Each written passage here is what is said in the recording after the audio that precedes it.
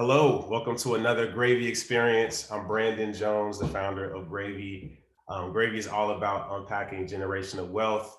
And today we have an incredible set of panelists to join us in a conversation around the blueprint, raising a VC fund.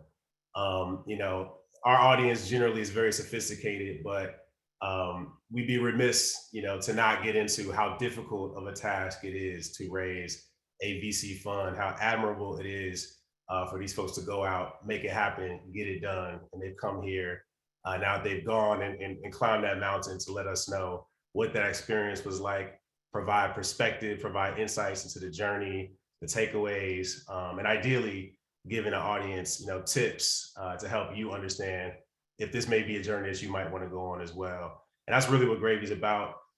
We have this conversation series where we cover a number of different wealth and generational wealth building topics. We have a newsletter. Make sure you go to gravywealth.com, sign up for the newsletter where you'll be put on to all the other events we have. We have an investment syndicate as well that you can join by joining the newsletter. But the whole idea is just bringing this community together, having these conversations, collaborating, and ultimately, pushing folks towards building ownership and building generational wealth. With that said, we're going to get to a quick intro of our guests. I'm very honored to have, and these are all people I've known for years, friends, good people. So it's good to have this conversation with people who I know well. So first, I want to introduce Jewel Burks Solomon, who is a Howard alum. I'm a Howard alum, so I got to show love there. I'm looking at Nasir. He was at the other HU, but we won't take it there in this conversation. Jewel is a managing partner at Collab Capital. She is also wearing another hat, very impressive, head of Google for Startups US. We have Nasir Qadree, who's founder and managing partner at Zeal Capital Partners. And we also are joined by William Crowder, who's managing partner at Aperture Venture Capital. And so I'm going to kick it off by just throwing it to Jewel first. Give us a nutshell rundown of who you are, your background. Yes. Hello, everyone. And Brandon, thanks so much for bringing us together for this conversation.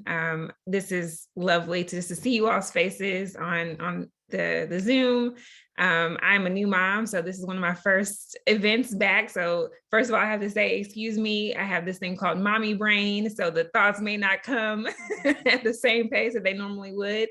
But my background is basically all in the tech industry. So started my career at Google after Howard. Decided that I wanted to be closer to home. So I'm originally from Nashville, by way of Alabama. And so I moved to Atlanta in 2012, took a detour out of tech to work at a company called McMaster-Carr, which is in the industrial parts space. Discovered there that they really needed technology. So came up with an idea, built a business called Part Pick, which William was actually an investor in, and was in that experience, I had a difficult time fundraising. And so made a decision during my Part Pick journey that I would at some point get on the other side and become an investor. And so ended up selling the business in 2016 to Amazon, spent 3 years at Amazon, integrating the technology into the Amazon mobile app. And while I was there, started angel investing. Angel invested first, and then realized that I was seeing more great deals than I had the capacity to invest in by myself. So joined forces with two of my good friends who had kind of built businesses at the same time as me, and were looking for their next thing. We got together and decided to start Collab Capital. Started fundraising in 2019 with a big vision of investing in Black folks exclusively, which was at that time sort of an unpopular thing. And ended up closing the fund in mid last year at 51 million. So far, we've invested in 20 companies, all with Black founders across several different industries, and yeah, loving every day of it. And that's just the tip of the iceberg. Thank you, Jewel. Let's go to Nasir next. Give us the quick rundown. Brandon, thank you so much, you and Leslie, for your leadership and opening up this space. Nasir Kadri. I spent the better half, pretty much my entire career at the intersection of traditional financial services, got into an entrepreneur, and then politics briefly, and then my way back as an angel investor, and then pull my way into traditional across the private markets. And so for me, born and raised in Atlanta, Georgia, I did go to from my lens, the better HU, Hampton University, but it's all HBCU love. We know how important HBCUs are from a talent perspective, investment perspective. So very much excited to have Hampton actually as one of our LPs in Zeal Fund One. So just wanted to shout that out because I do think that correlates to this conversation. I started my career off in the public markets as a sales trader and sales research across Goldman Sachs and State Street Bank, and that's where I own my investment chops, my investment acumen, and knew early on that I was just far and far removed from communities that I grew up in Atlanta, and that the work I was doing was essentially making, unfortunately, not fortunate, but white folk richer and families richer every single day. And I wanted to find a way to combine mission-oriented work and my skill set. And so pivoted, literally opened up a coffee shop, friends and I, in the West Village in New York. And the reason why this component is so important is because we weren't just a coffee shop. We were also a incubator. We attracted a lot of tech entrepreneurs in New York City, including a number of investors, and those investors I befriended. They took me underneath their wing, introduced me to the private markets, more specifically venture capital, even more specifically impact investing, education. At that point, I was also on several education nonprofit boards like American Needs You and Building Educated Leaders for Life, among a few. And so the role that technology plays to increase student achievement and employment outcomes became more and more interesting to me. And then got into politics, met Cory Booker during his special run for Senate, lived in Newark very briefly for his special campaign, and then his deputy mayor became the commissioner of education in Connecticut, and decided to join him as a senior advisor of digital learning, senior advisor overall, but focused on digital learning, and in Connecticut, and the senior advisor to former Governor Dan Malloy. And then that allowed me to, name was put in the hat to join a small venture firm here in Washington, DC, where I became global head of their education, technology, and future of work investment fund. And then later the U.S. Economic Opportunity Fund, investing outside of not just education, but also financial services and health. And then AT&T was an early backer in the fund, and later joined AT&T, leading their social investment fund, their $400 million social investment fund. And the latter part of, around this time in 2019, I started, much like Joel, began to think about what, after looking at the track record and reputation across the space, what would a fund look like? And I was hesitant, but ideated it pretty much between spring and end of the year of 2019, and officially went into market in 2020 to launch this little thing called Zeal. And so today we're about 64 million in AUM, investing out of Fund One. We're a category-specific fund focusing on the future of work, and investing in diverse management teams that are rethinking the building blocks of wealth, from education to employment pathways to financial wellness, that we believe is pivotal to turbocharging economic mobility.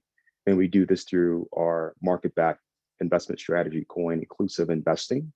And yeah, it's been an amazing journey. I'm also a solo GP as well. I think that's one of the differentiations that I wanted to highlight, that I think it's lots of lessons learned in terms of deciding to do the solo GP versus finding a partner. That's a question I get often. But again, Brandon, thank you so much for this space, and just really grateful to be in this space also with William and Joel. Appreciate that, and we definitely gonna circle back on the solo GP piece. William, what's your story in a nutshell? I'll do the short version. First of all, thank you for having me. It is great to be here and great to see these folks I've known for quite some time. Wish we were doing this in person, but this is probably the next best thing. I will only talk about the last 10 years. That way I don't have to think about how old I am relative to everyone else.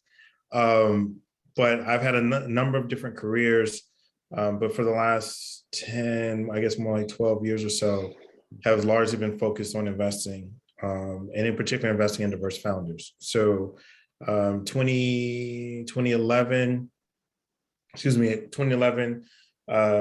I launched a part of an accelerator. I was working with Dream Adventures at the time, similar to Techstars and Y Combinator. We were kind of like one of the three that were out there at that time.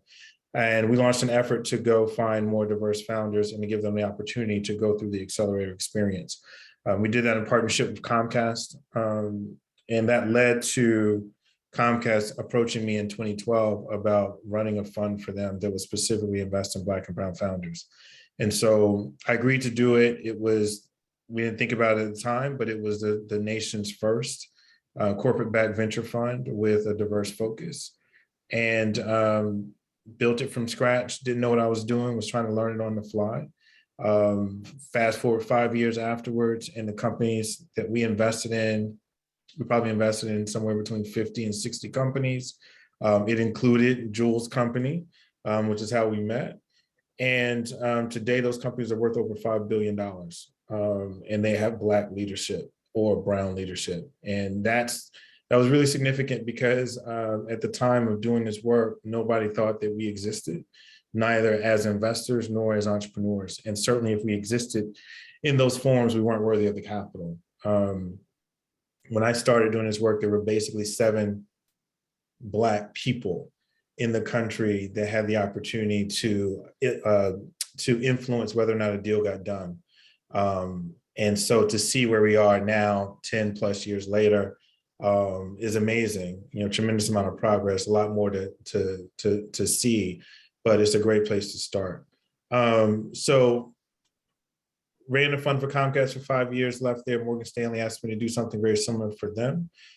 Spent 5 years advising them on what's now known as their Multicultural Innovation Lab, which is an accelerator for founders of color and female founders. That has morphed into part accelerator and now part fund. That fund is a fund that's built off of some of the work that I did as well at Comcast. And I was asked to do something very similar to Samsung, for Samsung.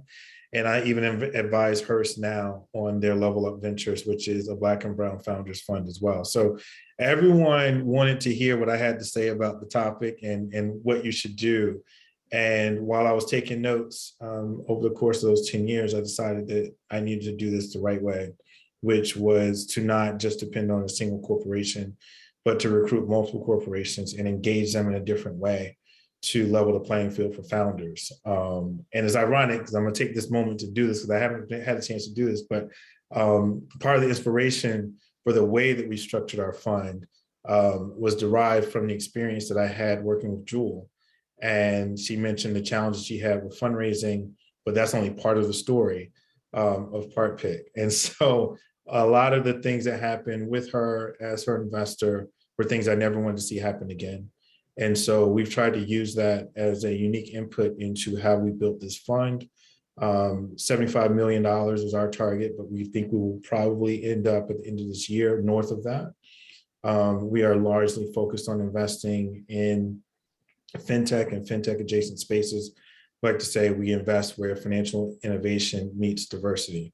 And so we define diversity in a bit broader term. There's a reason for that, but we are certainly emphasizing investing in more Black and brown founders, female founders, and investing in ventures that are built outside of Silicon Valley. So we can talk about all of that later, but that's me in a nutshell. And I'm zooming in from Philly, that's home base for me.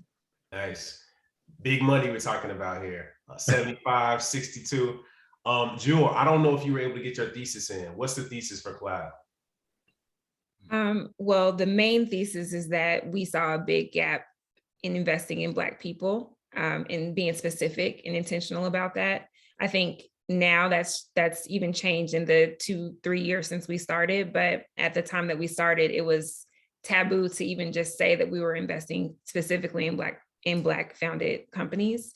But beyond that, we are also looking at actually similar thematic focus as Zeal, where we're looking at the future of work, future of health and wellness, and future of learning as kind of 3 thematic focus areas. Got it.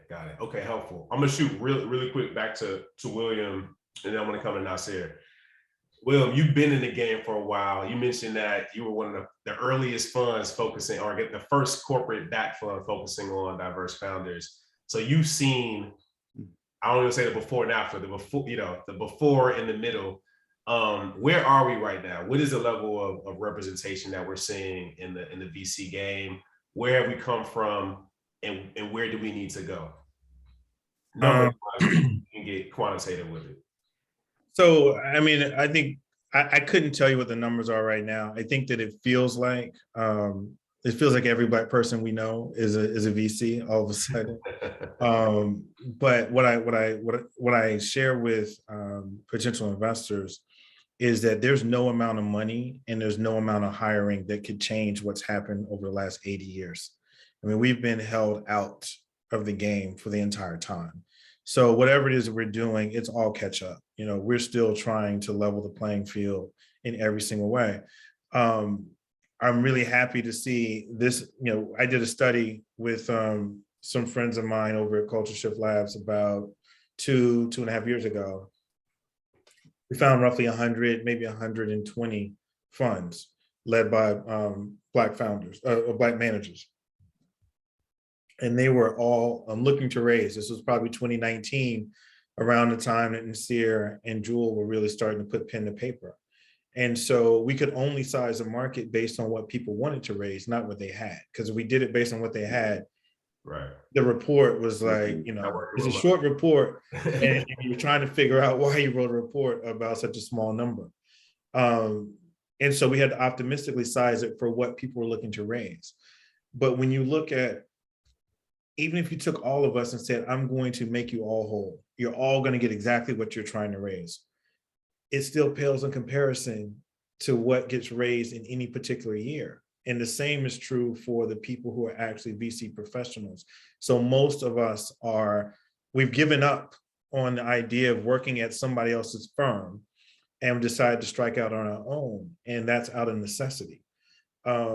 One, because how else can you do this in a way that's going to be respectful of your own talents, economically, as well as professionally? And two, we can't keep waiting for everyone else to say, to validate us and to say it's okay for you to do certain things as long as you go and work at some other firm that's run by some white guys that we really like.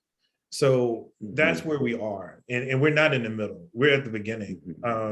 Like I said, there were 7 of us of influence in 2011, 2012.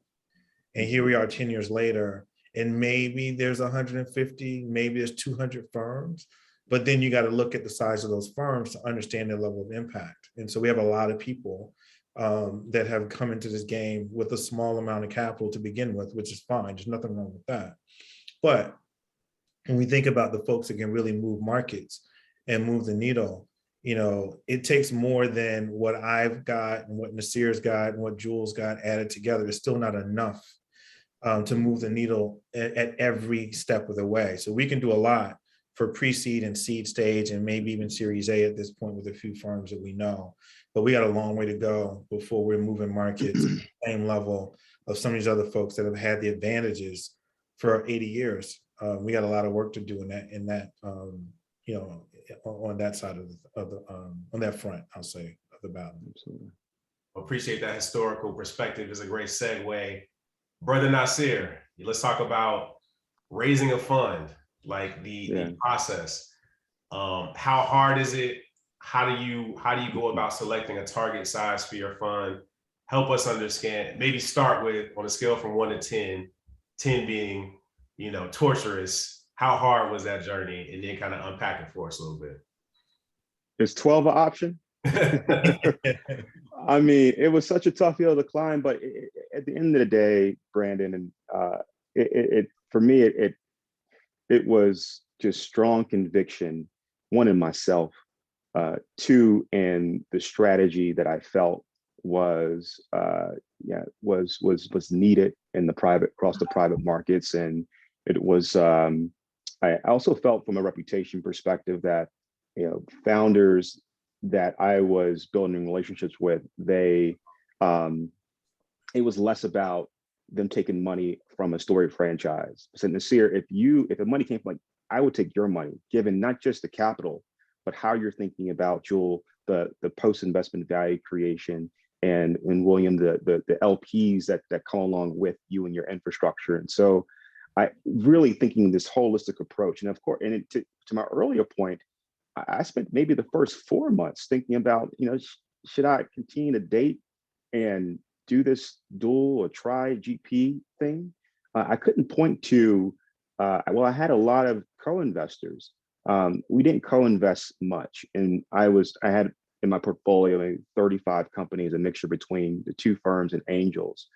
But like a lot of us, like a lot of fund managers, William, this is critical in the history, is that we don't come from storied franchises. We didn't come from a Andreessen or Kleiner. Nothing wrong with those firms, but when the term emerging manager, typically in the history of private markets, when they talk about emerging manager, it's typically managers who spin out of these storied franchises. And so that wasn't me. And so I had to get really creative. Now, I think, humility aside, what I did do very well, and William, I had a number of talks about this in the early days of Zeal, is that I felt I had a really strong Rolodex of mentors, those who lean into me. They were my confidants and said, look, come back to me with your investment presentation, and I'll seed you some working capital. And so them mentors, and then the overall strategy gave me confidence that that it was time for me to not be underneath the big wig umbrella of AT&T at that time, and go out and build a differentiated, and from my lens, investment franchise that's North Star was to rethink, unbundle how we level the playing field, how we source, how we invest, and how we scale, particularly Black and Brown women, founders of all abilities, veterans, underrepresented entrepreneurs more broadly across the country first. So staying within my competency. So the second piece was like, wanted to stay within my competency, do that well first. And so the track record really focused on fintech, future of work, a little bit of health, but focused on future of work and fintech with the lens of narrowing the wealth and skills gap. And then to William's point, being very thoughtful. Of course, as a first time fund, you just want to take as much money as you can. It's in many cases difficult to structure your LP base, but we've all been fortunate to have some great LPs who speak to our fund's credibility, us as in terms of our investment acumen, and then on top of that, those LPs, being Google and Truist and PayPal, Hampton, are all leaning in to build on top of our infrastructure, which in turn really amplifies our value proposition to founders, especially in the most competitive deals. So I thought about it from that perspective in terms of building a solid infrastructure that and first and foremost, a core team, and secondly, an advisory board, and then from there, a platform team and an EIR team that allows me to run a day-to-day firm, but also more importantly, speaks to our fund's value proposition, that we're so much more than capital, we're mission oriented, and we're also about post-investment value creation. A lot in there, a lot of content in there that we're going to unpack a little bit, and appreciate the candor. A lot of gems in there. I see we have a party in the comments. A lot of folks know each other. I think you touched on a couple of these questions around strategizing LP selection, et cetera. Jewel, I'm coming over to you. Miss 30 under 30, build a tech company, sold it to Amazon, executive at Google. You decide you want to raise a fund. What are the ingredients for raising a successful fund? What challenges did you face? Looking back, what were the most important components that you need to bring to the table? I mean, your resume, talk about unicorn. I mean, Black woman who, at such a young age has done, phenomenal things. How did that translate into your fundraising journey? Well, the funny thing is that I didn't want to raise a fund. I wanted to create an alternative solution for entrepreneurs like me, because I was honestly mad. William kind of touched on it, but I was upset about my experience fundraising. And I was like, this is the next problem I want to solve, because I don't think that particularly Black entrepreneurs are being set up for success. And I think the story that we've been told as far as fundraising and, you know, the pathway that you have to go to be successful in Silicon Valley, I don't think is right for us. So that was the real idea that was in my head. So Collab, I think our approach was quite different, because we really spent a year looking at venture capital as a system and trying to create from the ground up, what did we think a system would look like if it was made specifically for Black people, designed with Black people, Black entrepreneurs in mind. And so that's where we started. Now, we started there, and of course, you have this grand vision, and as founders, as entrepreneurs ourselves, we had really probably over-engineered what a product would look like with Black people in mind. And so when we started pitching it, we realized LPs didn't care, honestly. Like they did not care about the ways in which we were going to create these, you know, new pathways to success, is how we put it. What they cared about was us as first-time LPs. How are we going to find the best deals? You know, what were we going to do to help these companies be successful? And so we really had to, hate to say, dumb down our pitch, because we, you know, my partners are both engineers. So we had a really, really well-engineered product, and we had to take that pretty much out of the pitch and just focus on how we're going to find the best Black companies to invest in. And luckily we had a story for that too, and we had to push that to the front. But that took time, and that took like many meetings. And then you throw COVID in, and you take out all the times that you were planning to sit side by side with people and talk them through the vision. And now you're on Zoom for all of it. And so that, you know, threw a wrench in the plans, but we were able to bounce back. And, you know, there's a big thing that happened, which is the aftermath of George Floyd, and the fact that corporations were clamoring to figure out, what are we going to do for Black people? And, you know, very unfortunate situation, but as far as timing goes, we already had, hey, this is a fund specifically dedicated to Black people, and we're ready. We're already set up, and, you know, at that point had raised 10 million. So already we're ready to accept capital. And so that, for us, from a timing perspective, worked out in our, you know, well for us, as far as the fact that we were in market, already had the deck and everything ready to go for people that were looking for something to do. So all of those things, I would say, I don't know if that fully answers your question, but it does. And I think I want to just continue, take it a little step further. You talked about some of the momentum that came, George Floyd, tragic situation, but it's important to capitalize on the opportunity that comes from that as a way to push us all forward. Anchor capital commitment for you, Jewel. How did that come into play, and what was the type of momentum that you saw happen after you were able to bring in that anchor? Can you just speak a little bit around the game theory behind this whole thing? Well, it's interesting because our first investor was the Kauffman Foundation, and they invested in us on the basis of our new model. So that was a one-off, because no one else cared about the new model. They were the ones that actually cared about the fact that we were innovating the actual structure. So it's kind of like a tale of two fundraisers. We had that first 10 million with Kauffman as the anchor.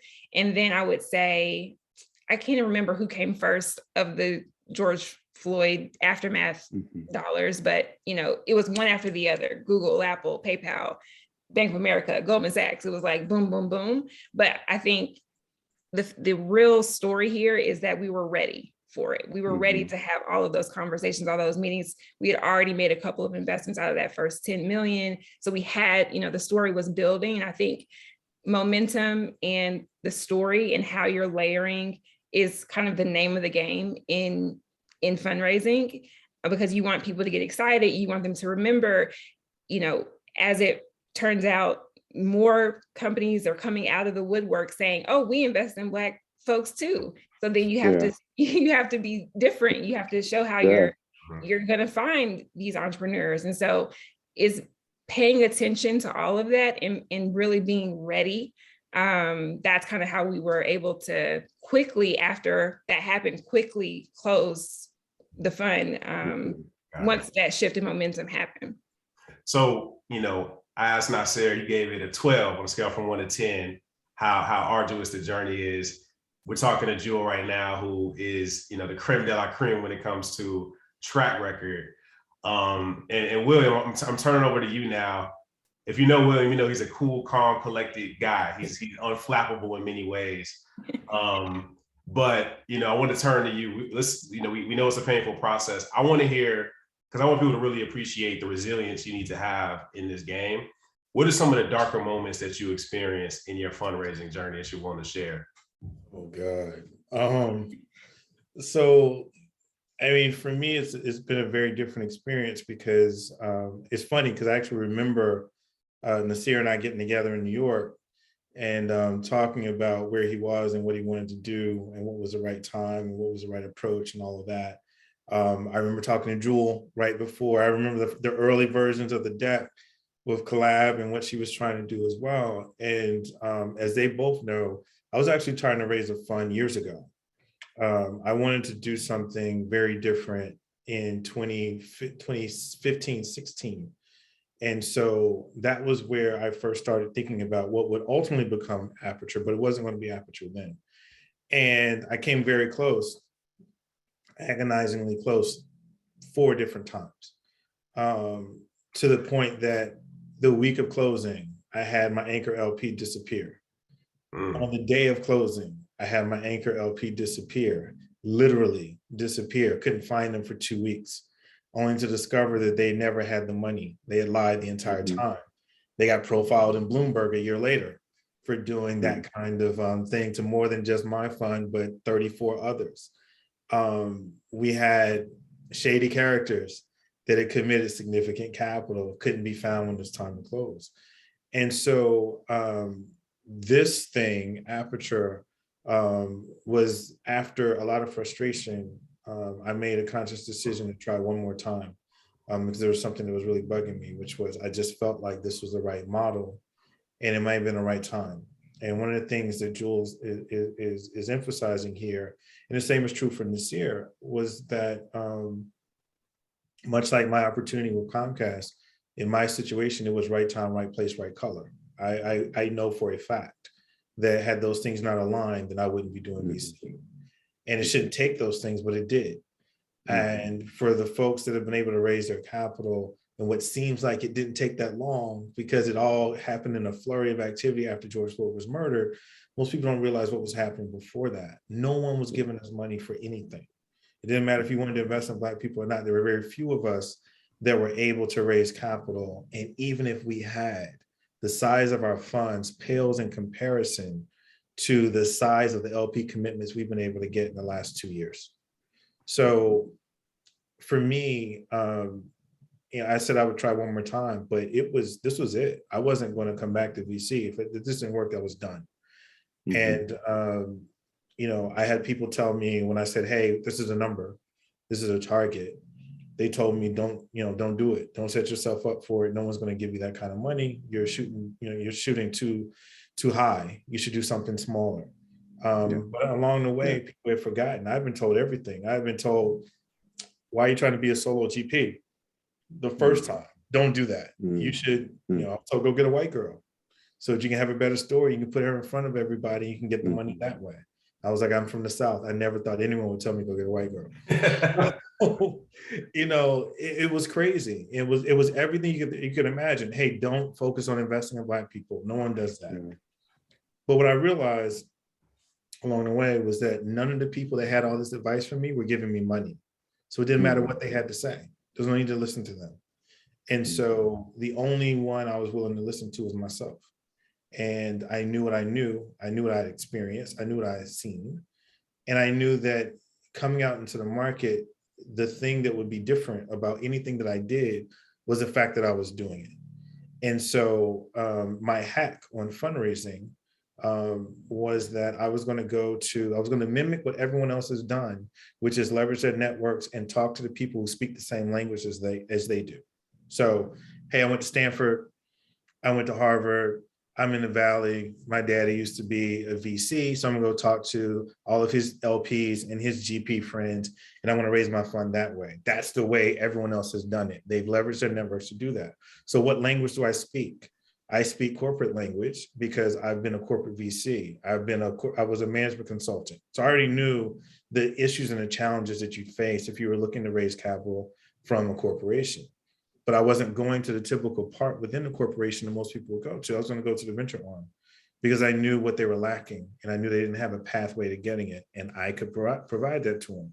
And so we came up with something that was going to be relevant to them socially and strategically, with the social piece not expecting, like we had no idea the George Floyd thing was going to happen. That just kind of changed everything the moment it occurred. But we were already working on something at the time that we thought was going to resonate with folks strategically. And so the planets aligned yet again and created this window of opportunity for us. But I've been at this in many different ways and many different iterations for 6 years to pull this off. And when we got to this point and said, this is the thing we're going to build, and this is the size, I was just immovable on it. I didn't care if anyone told me they thought it was not enough, it was too big. I just told them they were too small for us. So there's no need to have any more conversation. So preparation meets opportunity. You got stood up at the altar a couple of times and made it through. And then, you were kind of right there as the momentum picked up and it's paying off. Nasir, solo versus, multiple GPs, William kind of touched on that a little bit. You were advised early by a number of people. How should people be thinking about that? The pros and cons? Yeah. Before I answer that question, I just want to too often we don't, whether it's give flowers or play homage, but all the new vintage funds, particularly 2021, 2022 vintage funds that are led by Black folk, and we need more funds, we need fresh capital. But it's important that we know those who have been resilient, persistent, who came before Jewel and I.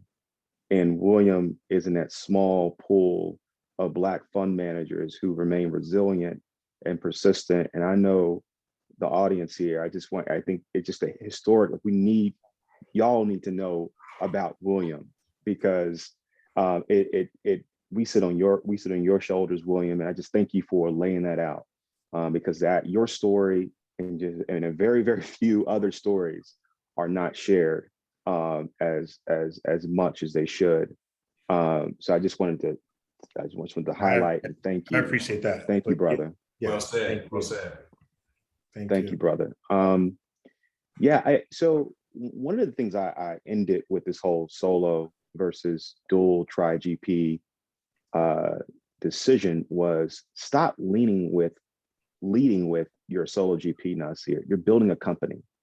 And so while legally I still decided to be a solo GP, and that became an issue across a lot of LP conversations. And so to those who are novice in VC across our space, is that there's this what you call a key man risk.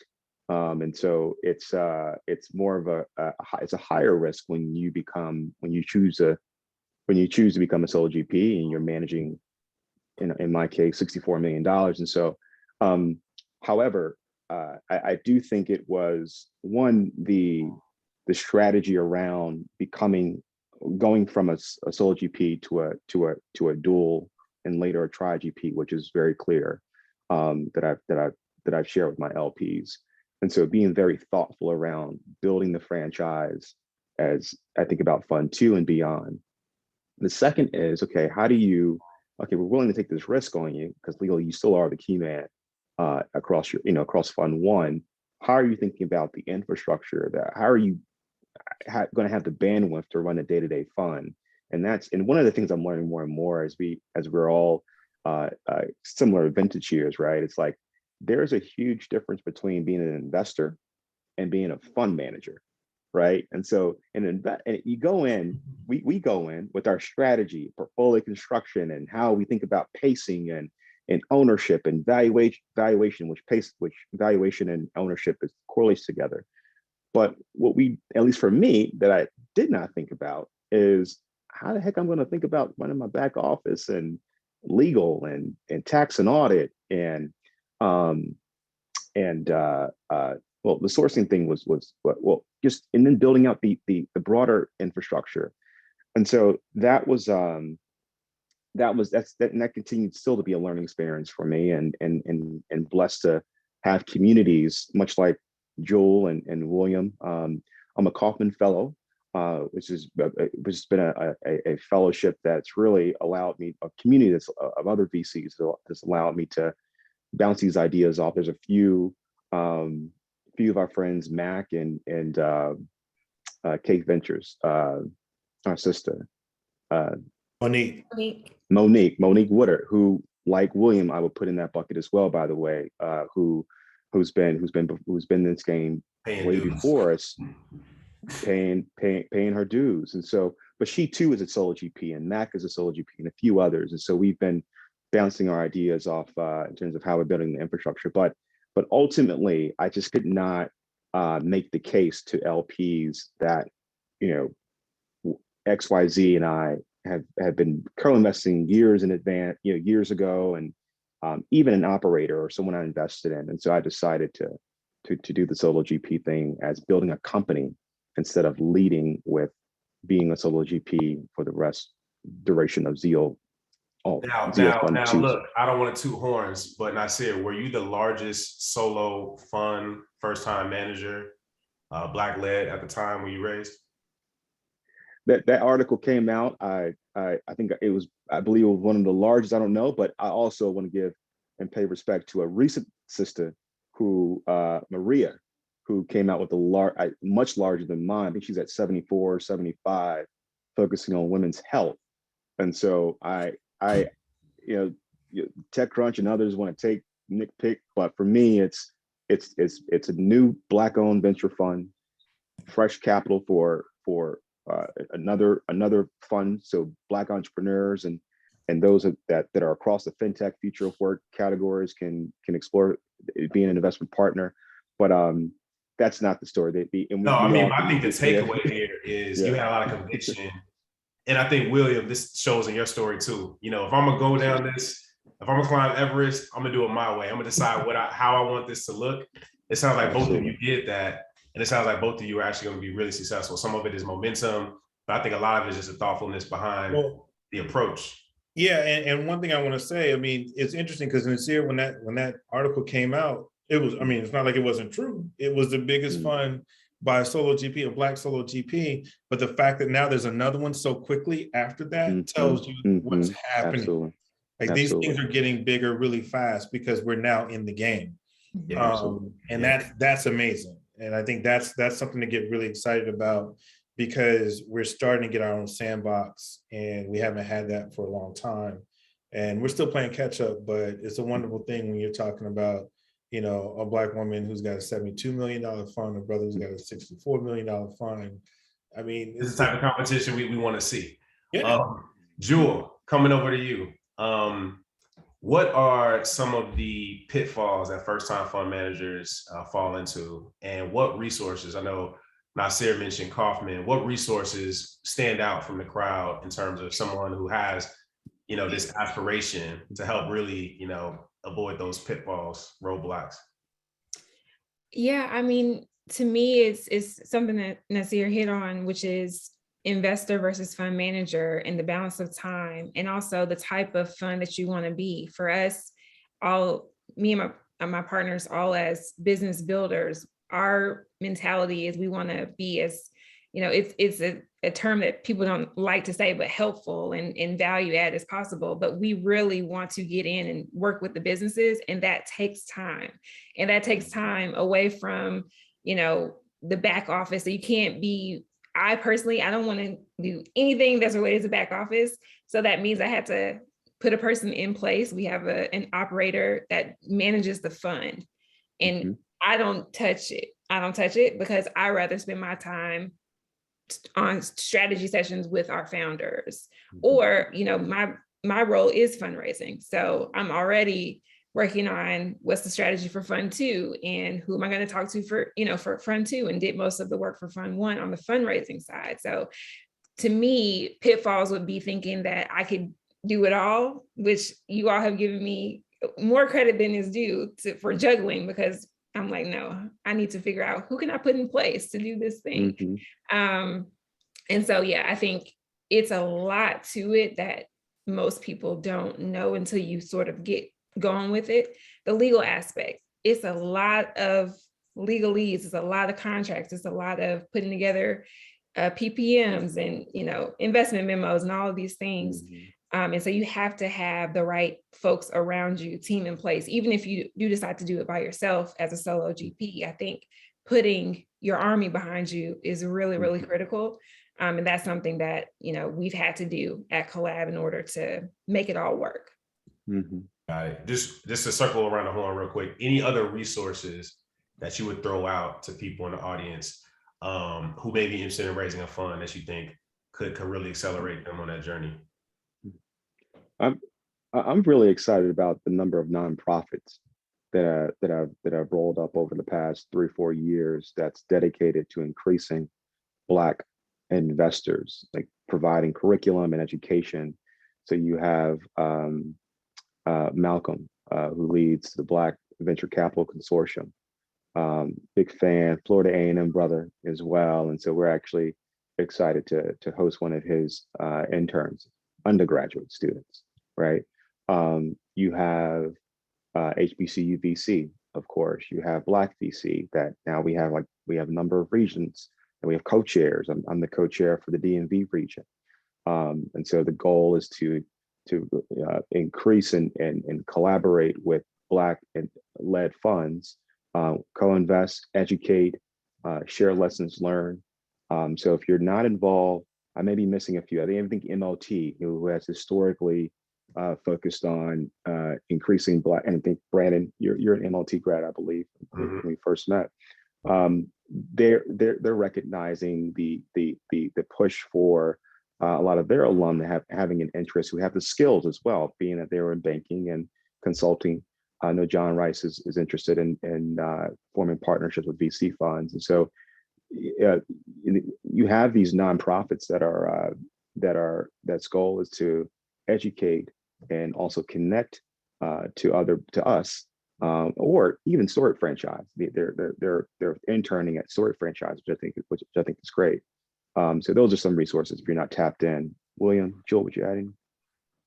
Another plug for BVCC. We've had interns the last 2 summers, and now a fellow who is converting into full-time with us. And I don't think that we could have found the caliber on our own. So Malcolm's doing an amazing job with that program. Good.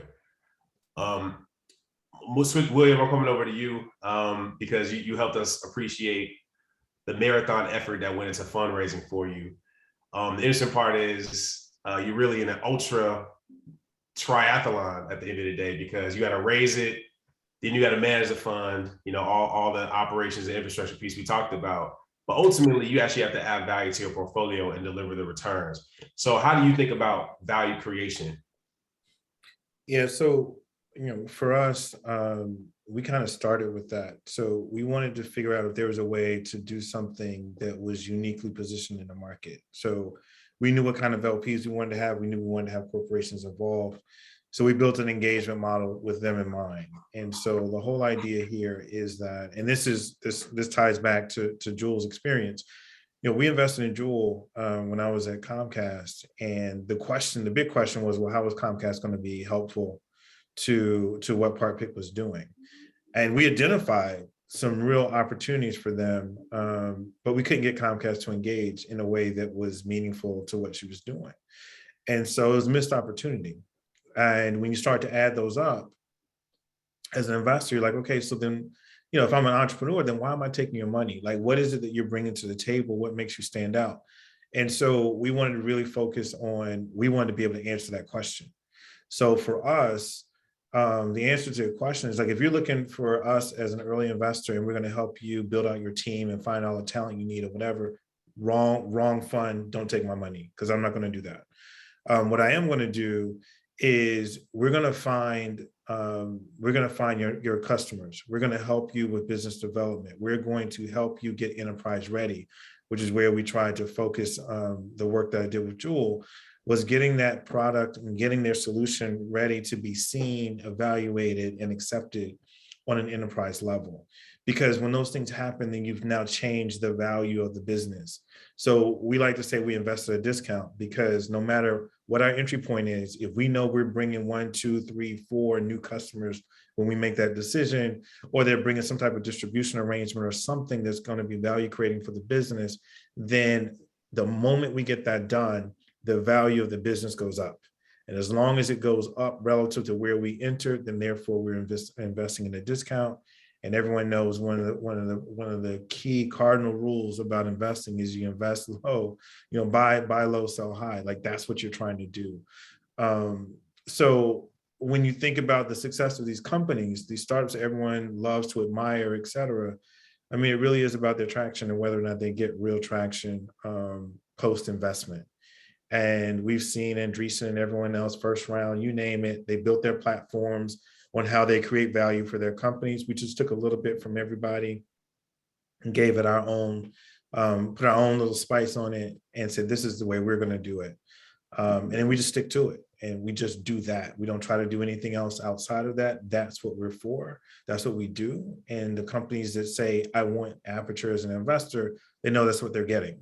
And then the rest of the syndicate we'll syndicate with other partners that we think can fill in the other gaps. But we try to stay in our lane and run that race better than anyone else does.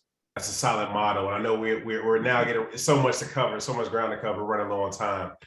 Jewel, I'm going to come to you on sourcing deals. Then Nasir, I'm coming to you around fund economics.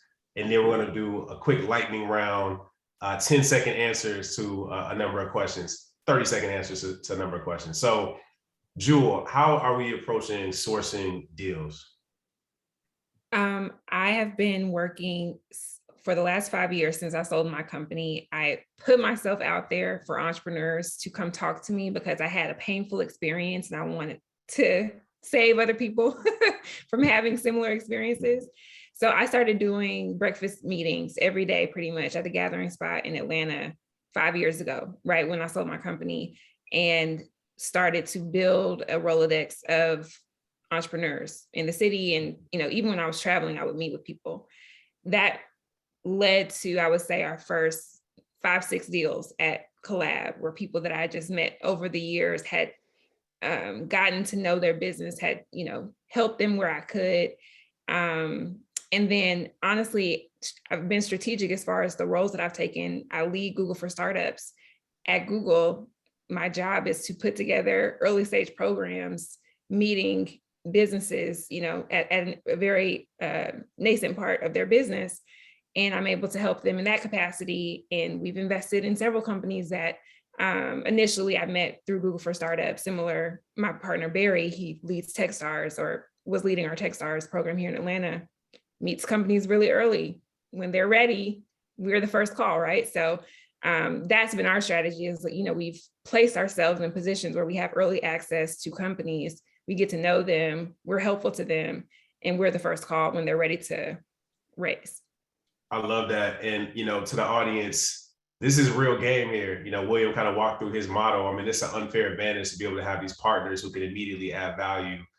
Jewel's partnering up and running basically, businesses that literally all they do is, connect with early stage companies. I mean, that's an unfair advantage. So I think that's one of the big takeaways here. Nasir, coming to you on fund economics, right? I think a lot of folks aren't aware of how much money do you need to start a fund yourself? How much money do you need to run the fund? What is the critical mass of funds that needs to be raised to support a fund? All these kind of things. Can you help us just understand the economics of a fund? Yeah. What I'm about to share is one, it's Zeal, so it can very well be different for Aperture and Collab, but possibly similar when we think about fund economics. So one, to launch a fund, you need working capital. right? And this is aside from your 1% commitment, which is another conversation. And you can get creative on what that looks like. But for us, I needed about, I say $200,000 for working capital. Maybe that's a little too aggressive for some fund, but for me, $200,000, 1% commitment. So it's in 1% of your total fund that you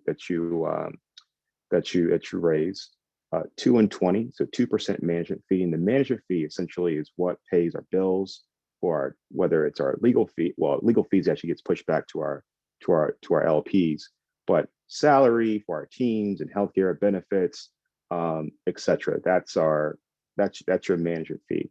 And then to unpack a little bit more of the economics is that you might have heard me say a term called portfolio construction. Essentially, is how we think about allocation and pacing. So for us, 24 to 30 companies over the course of Fund 1, 45% of the fund will be reserved for reserve or follow-on capital. 7%, we look for 7% ownership to 12%, between 7 to 12% ownership, which yields about single-digit valuation, which I haven't seen. I'm sure none of us have seen a single-digit valuation in terms of price valuation these days, especially if you're a seed investor.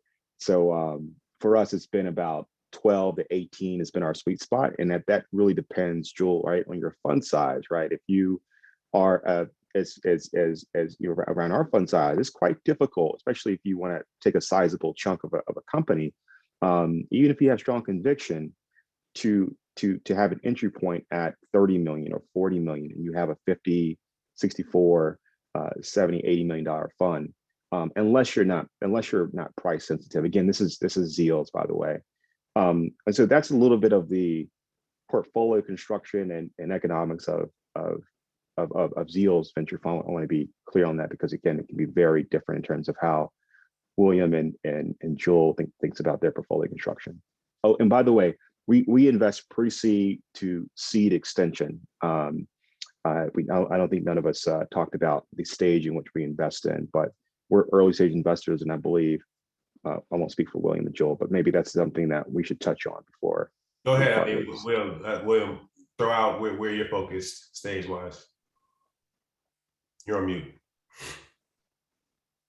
Yeah, stage wise, I think basically the same as Nasir. We just call it pre-series A at this point, because the whole asset class and that stage of investing has just gotten, I mean, one seed deal is a pre-seed deal for another investor, and in another market, a series A deal is more of a seed deal. So we just don't really know.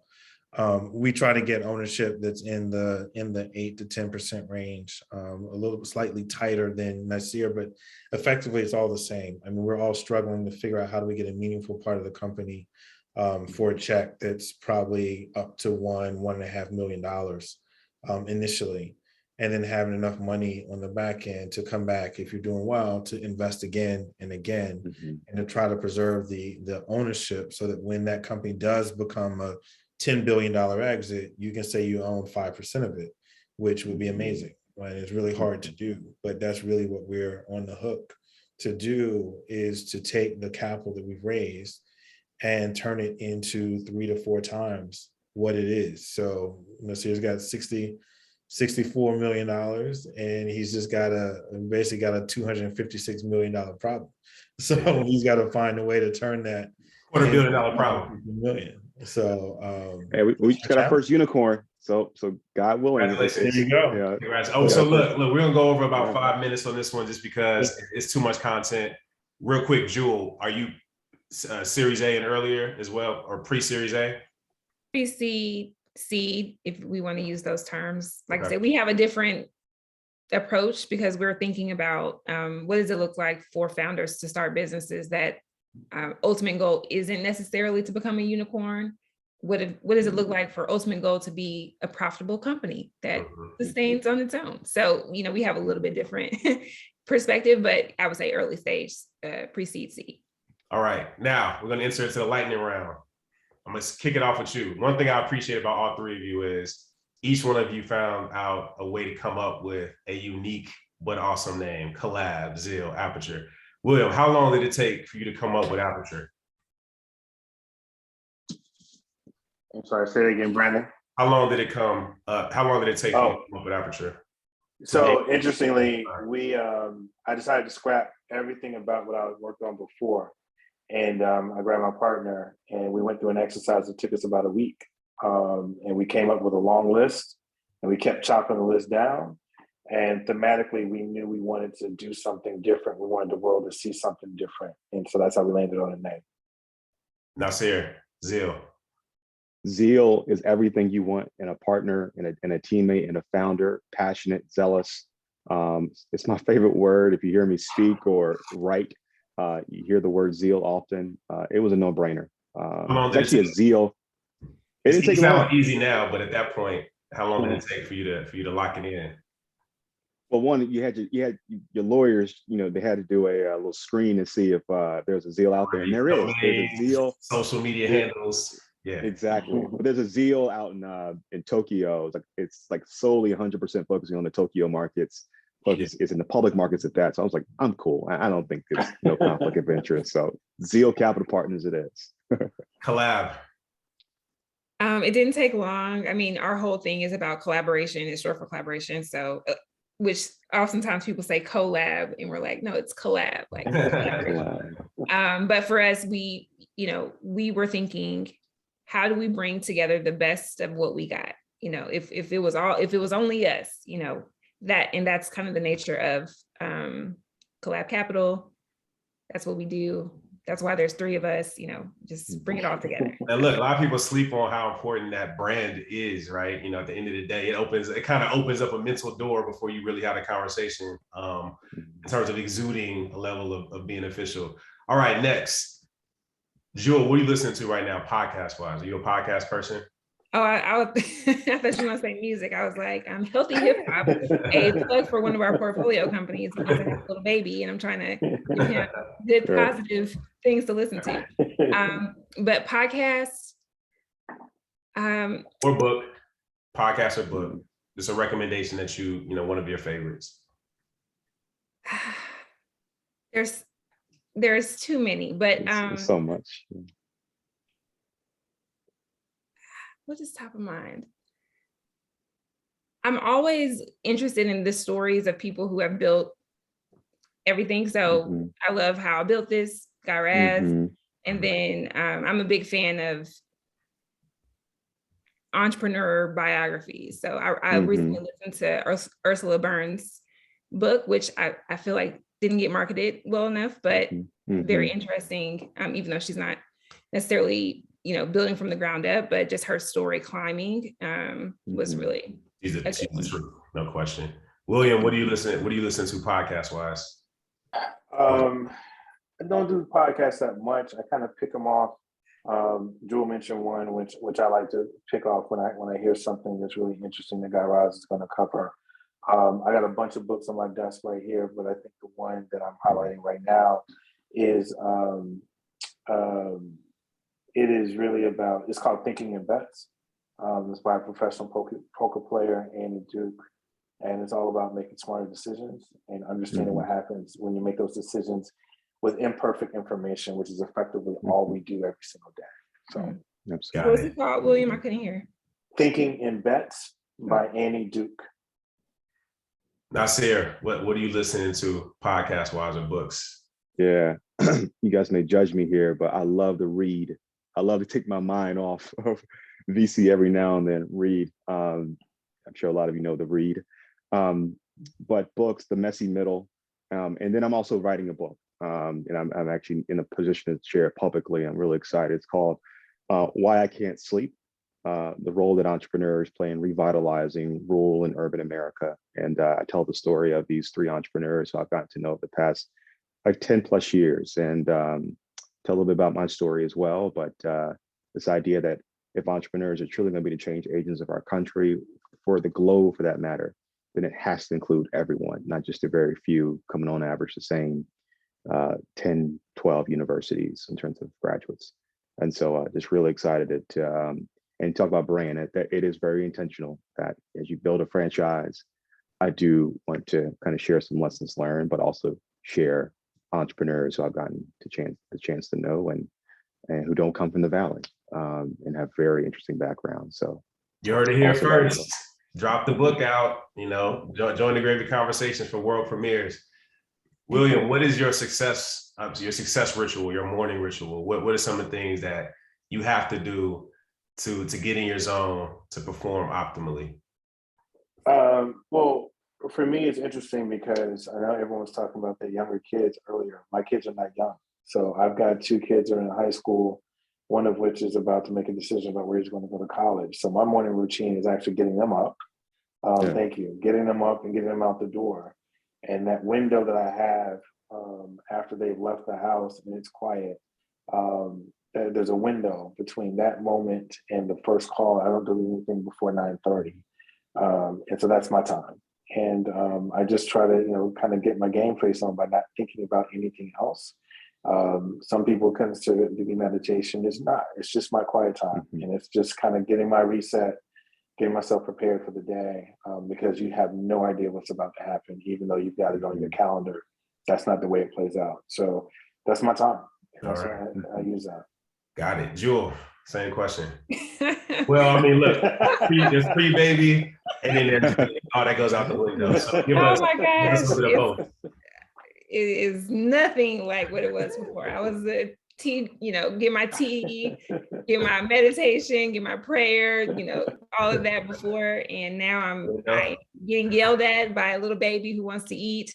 That's pretty much my morning routine is either breastfeeding or pumping or, just trying to get this baby fed and ready for the day. So it's maybe check back in a few months. Hopefully we'll have and look, I want to shout out Jewel. She's a fund manager.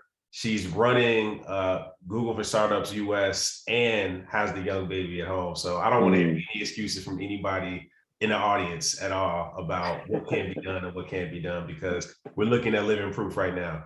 Well, can I say something real quick about that? Because I was definitely in the boat of like run. I sent someone asked a question about me doing both Google and Collab and how have I been able to do that? And I wrote this Medium post about having 2 jobs and how I always have 2 jobs. I had 2 jobs while I was running Part Pick too, and it's just like a way of life for me. But honestly, I'm off that. But let's just say real quick, nobody's saying that's an Elon, nobody's saying that's a Jack Dorsey. Nobody's saying that's a public company. Well, you pay me what they're getting paid, and I don't consider having multiple jobs too. Right. But the point I want to make is I don't want to glorify the life of running on fumes, which is what I was doing before I had the baby, and he has definitely slowed me all the way down. So I'm a new woman, and look, your jersey's already the Raptors. You can retire early if you wanted to anyway. Nasir, I'm coming to you, man. What's the success ritual? What's the morning routine? Yeah. Whatever you rely on to perform optimally. Well, Brandon, you know me well enough, man. I have a very obsessive morning routine. I get up about 4:30, 4:45.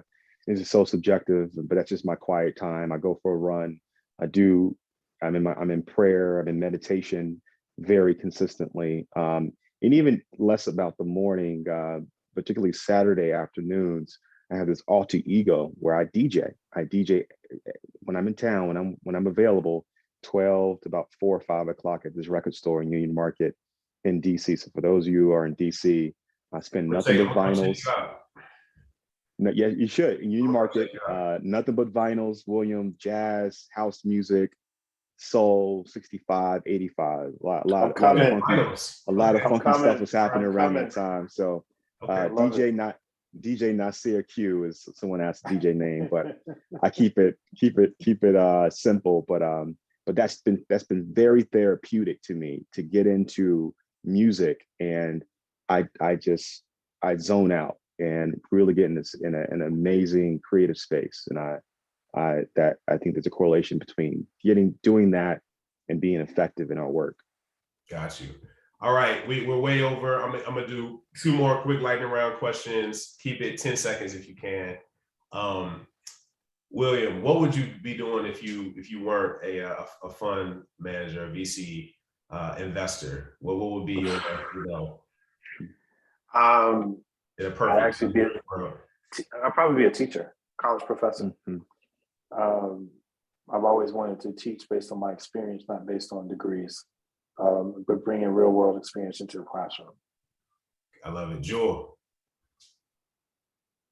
I would be an artist, What kind of artist?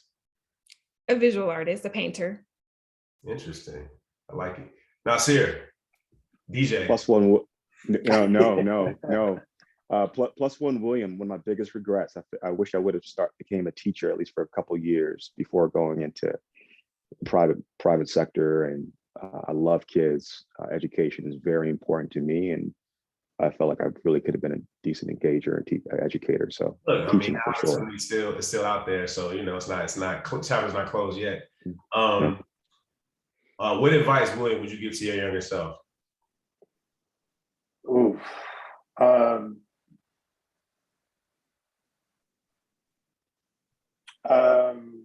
Go west. I grew up in the South and surrounded by people who were very comfortable in the southern part of the country, for whom going to the northeast was a bit of a stretch. And I wish I would have been around with more people who would have said that going west, going all the way out to California, wasn't as big of a risk as it seemed to be. So yeah, that's what I've been telling my kids. So they're not listening yet, but we'll see. Got you, Jewel. Advice to your younger self. Slow down.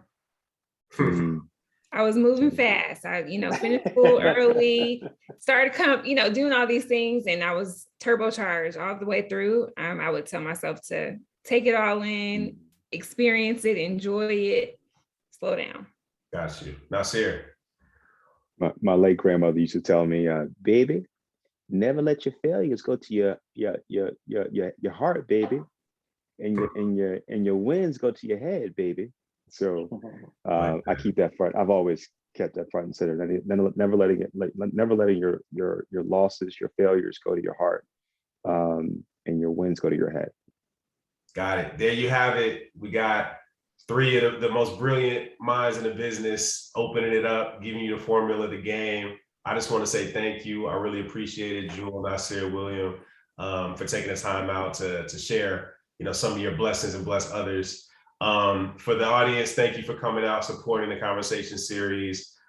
Get plugged in, go to gravywealth.com, sign up for the newsletter, also sign up for the syndicate, and we'll have a lot of other really interesting conversations planned for this year. Before I go, Nasir, you got the book coming, so we plug that. Are there any other plugs, William and Jewel, that you want to put out there, things you're excited about, either in your portfolio, something you might be doing in the community that you want to leave folks with before we cut out?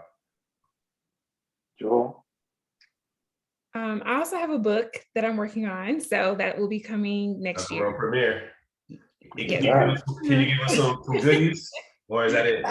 That's all you can say. It's to the point. It's about collaboration in business, so that's a running theme.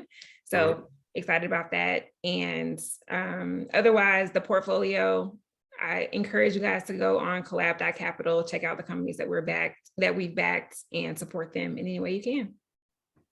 Awesome, love it. William. Awesome. I don't have a book, so I feel like an underachiever.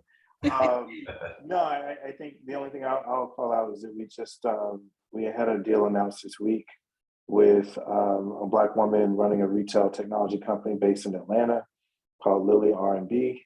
Barbara Jones.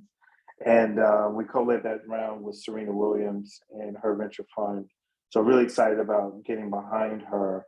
And the reason why I highlight it is because Barbara just found out about the backstory of my connection into Atlanta and being an investor, which goes all the way back to the early days of Part Pick.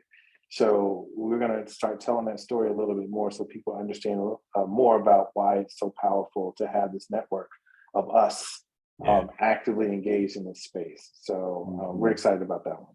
Love it. Now, Sarah, you threw out the book. I'm going to give you the opportunity to plug something else. You mentioned unicorn in a portfolio. Throw out the name if you don't mind. Anything else you want to highlight before we close out? Yeah, for sure. Thank you, Brandon. Two things. We have one, Susu, really excited. We got in at about $13 million post-money valuation. They're now worth just north of $1 billion in less than 16 months. Now, drinks on you when we connect. That's called unrealized gain. All right, there's no liquidity event yet, but they're scaling quickly now globally. Really excited about those two Black and brown entrepreneurs, and two that we're hiring. We're expanding our team, particularly an analyst and an MBA associate. So we're excited and grateful to be in the position to expand our team. So Brandon, I'm not sure if you guys are able to share our handles or share our email addresses. I'm sure. Yeah, I would say to the audience, we'll follow up with some of the takeaways from today, but it sounds like there were some questions around what do you look for, in a hire, et cetera, et cetera. The good news is Nasir clearly has a couple of roles opening up on the team.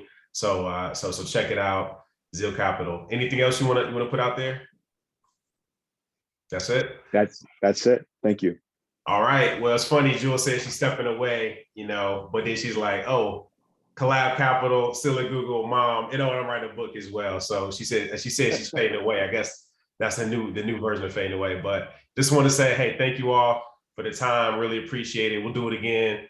Congrats on the big win, Nasir. I mean, this is what continually gives us that momentum to fuel other folks, have you raise a bigger fund, and kind of continue this push towards generational wealth for our community. So thank you to all the audience. Appreciate you spending some time with us.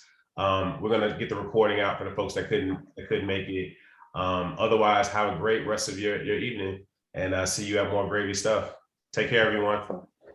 Thank you. Thank you. Thank you. Thanks, Brandon.